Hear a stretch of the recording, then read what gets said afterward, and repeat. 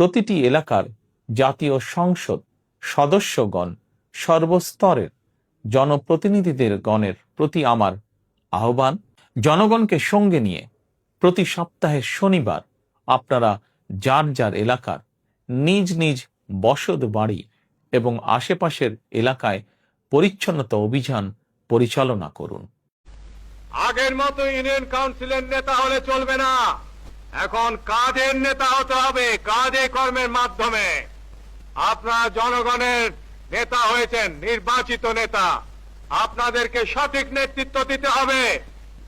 আপনাদের ইউনিয়নে কোনো জমি খালি পড়ে থাকতে পারবে না, রাস্তার দুই পাশে গাছ লাগাতে হবে, শীতকালে গমের চাষের ব্যবস্থা করতে হবে।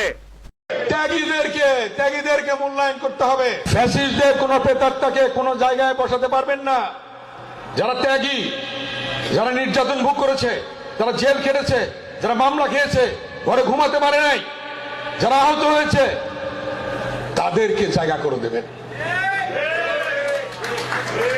কোন পতিত স্বৈরাচারের দোসররা থাকতে পারবে না।